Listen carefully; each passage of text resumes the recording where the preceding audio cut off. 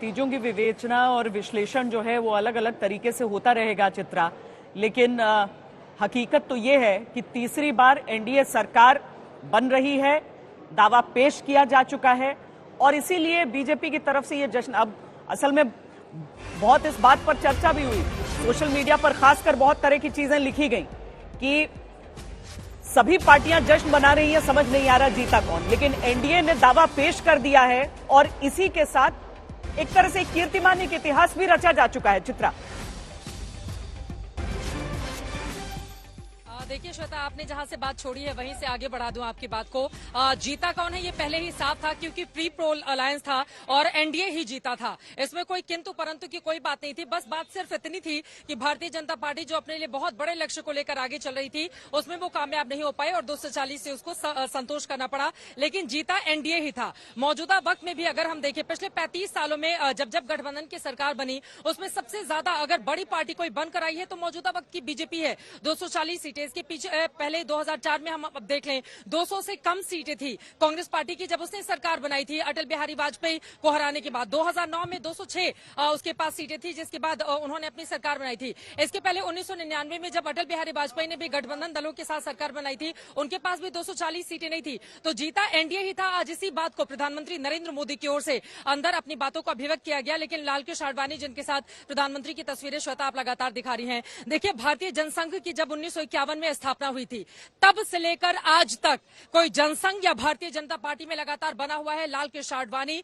महापौर से, दिल्ली के महापौर से उन्होंने शुरुआत की और उसके बाद 2002 में वो देश के उप प्रधानमंत्री भी चुने गए। तो जो दल बदल का कई बार हम खेल देखते हैं या कामयाबी नहीं हासिल करने पर दूसरी पार्टियों में चले जाते हैं और उसके बाद रंग बदल लेते हैं, तो कम से कम लालकृष्ण आडवाणी को देखकर वो तमाम नेता समझ सकते हैं कि एक महापौर से जब आप शुरुआत करते हैं, लगातार उनके जीवन में भी कितने संघर्ष आए इसको बताने की जरूरत नहीं, लेकिन वो प्रधानमंत्री बने और 2024 में इसी साल उनको भारत रत्न देने का काम भी मोदी सरकार की ओर से किया गया। तो वो एक ऐसे एग्जाम्पल है, उदाहरण है इस वक्त नरेंद्र मोदी के सामने। एक तरफ एनडीए को कैसे साथ में लेकर चलना है, और श्वेता अक्सर आप भी अपने श्वेत पत्र में जिन लाइनों का जिक्र करती हैं जब भी अटल बिहारी वाजपेयी की बात होती है या वैसे भी उनके चाहने वाले चर्चा करते रहते हैं, बाधाएं आती हैं आए, घिरे प्रलय की घोर घटाएं, पांवों के नीचे अंगारे, कदम मिलाकर चलना होगा। ये जो लाइनें अटल बिहारी वाजपेयी की हैं, नरेंद्र मोदी को अब उसको आत्मसात करना होगा। लेकिन आज श्वेता सबसे ज्यादा राहत अगर बीजेपी को किसी के भाषण से मिली होगी तो वो है नीतीश कुमार। बार बार नीतीश कुमार को देखिए, चंद्रबाबू नायडू को लेकर भी इतने शक और शुबा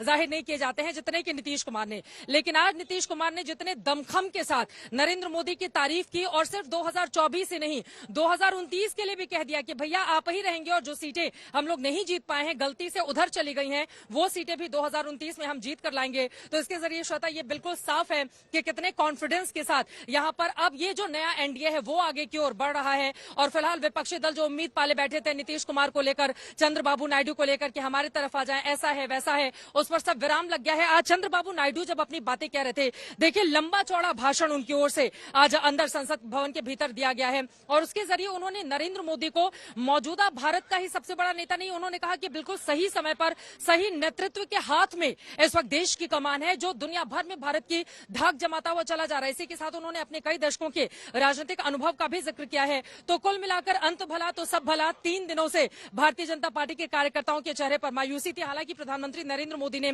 इसके पहले भी बीजेपी दफ्तर में संबोधन दिया था, लेकिन आज जिस तरह का संबोधन हुआ है, बीजेपी के जितने नेता यहां पर संसद भवन के आसपास दिखाई दे रहे हैं, उनका ये कहना है कि पीएम के भाषण ने यह स्पष्ट कर दिया है कि टाइगर फुल फॉर्म में है और उसी फॉर्म के साथ वो अपनी सरकार को लेकर आगे बढ़ेंगे। कड़े और बड़े फैसले इस सरकार में भी किए जाएंगे। तो कुल मिलाकर श्वेता तस्वीर साफ हो गई है।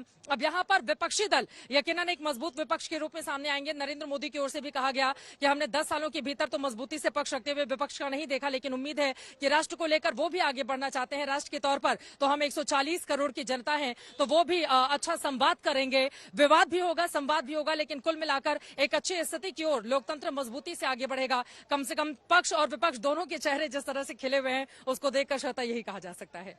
वाकई देखिए, नरेंद्र मोदी ने जिस तरीके से अभी तक चाहे एक मुख्यमंत्री के तौर पर या प्रधानमंत्री के तौर पर एक राज्य को या फिर एक देश को चलाया है, उसमें उन्हें गठबंधन पार्टनर्स पर कभी भी निर्भर होने की जरूरत नहीं थी। लेकिन राजनीति की रवायत यही है और बड़ी बात यह कि जब जो चित्रा भी जिसका जिक्र कर रही हैं कि लालकृष्ण आडवाणी उस दौर के राजनेता जो शुरू से लेकर अंत तक अभी तक वो एक ही विचारधारा का सिरा पकड़े हुए आगे बढ़े हैं।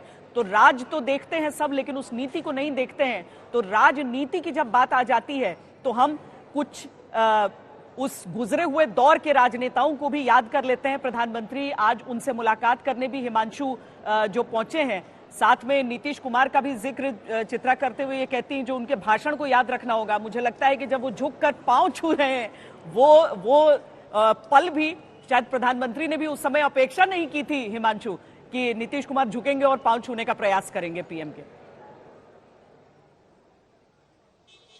देखिए, बिल्कुल ये अपेक्षा तो प्रधानमंत्री नरेंद्र मोदी ने कभी नहीं की होगी कि नीतीश कुमार झुकेंगे और उनके पांव छूने की कोशिश करेंगे, और प्रधानमंत्री नरेंद्र मोदी उनको रोक देते हैं।